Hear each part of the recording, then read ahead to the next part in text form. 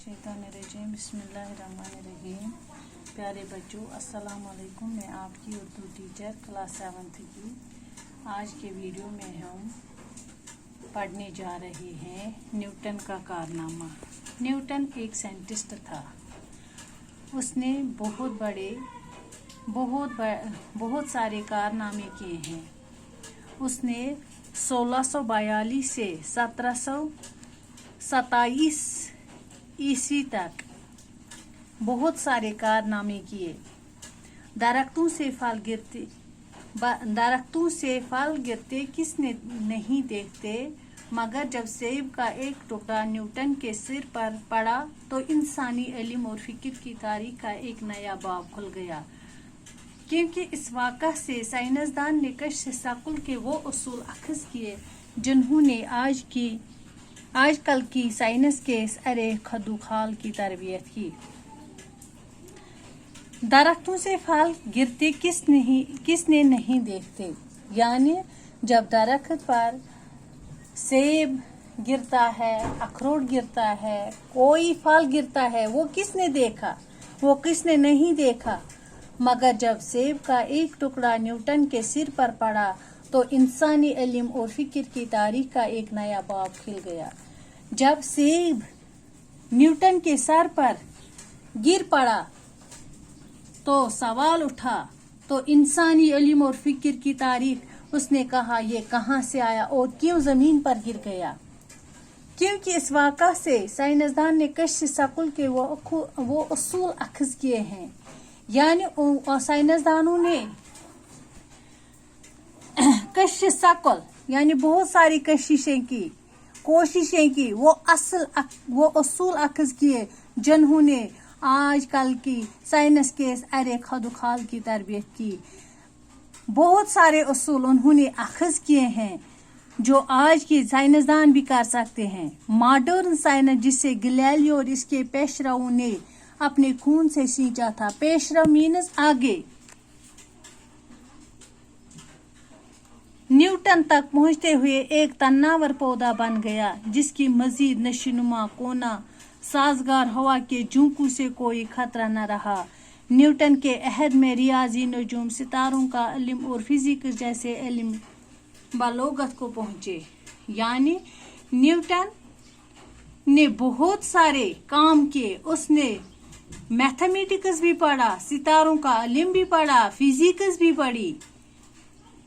1642 ईस्वी में जब रोम की जेल में गैलीलियो दम नूर रहा था, इंग्लैंड के एक छोटे गांव में बाप की वफात के बाद एक बेवा माँ के बतन से ज़माने हाजिर का बाबा साइंस एक लागर और बीमार बच्चे की शक्ल में इस दुनिया में वारिद हुआ। माँ की दोबारा शादी पर इसकी परवरिश इसकी दादी ने की। नए खावत की वफात के बाद माँ ने उसे वापस बुला लिया। इस वक्त न्यूटन 14 साल का था। 1642 ईस्वी में जब रोम के जेल में गैलीलियो दम नू रहा था, यानी गैलीलियो रोम के जेल में नू रहा था, इंग्लैंड के एक छोटे से गांव में बाप की वफात के बाद, यानी पहले से ही उसका बाप मर चुका था, वो माँ के पेट में ही था। उसके बाप का साया सर से उठ गया। इसकी बेवा माँ ने एक बच्चे को जन्म दिया। बाबा साइंस एक लागर और बीमार बच्चे की शक्ल में इस दुनिया में वारिद हुआ। माँ की दोबारा शादी पर इसकी परवरिश इसकी दादी ने की और इसकी माँ ने दूसरी शादी की। फिर न्यूटन की परवरिश अपनी दादी ने की। नए खावत के वफात के बाद माँ ने उसे वापस बुलाया। जब न्यूटन की माँ ने दूसरी शादी की तब उसने न्यूटन को दोबारा अपने पास बुलाया और उस वक्त उसकी उम्र 14 साल थी। वो कभी मशीनों के नमूने बनाकर खेलता, कभी शायरी पर कलम आजमाई करता और कभी कमरे की दीवारों पर कोयले से तस्वीरें बनाता। मगर इसकी माँ उसे फनकार बनाना चाहती थी, न कि साइंसदान। इससे पढ़ाई छड़ाकर खेत के काम में लगा दिया गया। एक बार इसके चेचा ने इसे काम से फरार होकर चोरी छुपे किताबें पढ़ते देखकर कहा, तुम आवारा गर्द बनोगे या ज़हीन तरीन इंसान। चचा के कहने पर उसकी माँ उसे मज़ीद तालीम हासिल करने के लिए कैम्ब्रिज भेजने के लिए रजामंद हो गई, जहाँ 4 साल बाद 23 साल की उम्र में उसने BA की डिग्री हासिल की। न्यूटन पहले से ही बचपन से ही एक ज़हीन लड़का था। वो कभी शायरी करता था, कभी कमरे में दीवारों पर कोयले से तस्वीरें बनाता था, कभी और कोई काम करता था, कभी किताबें पढ़ता था।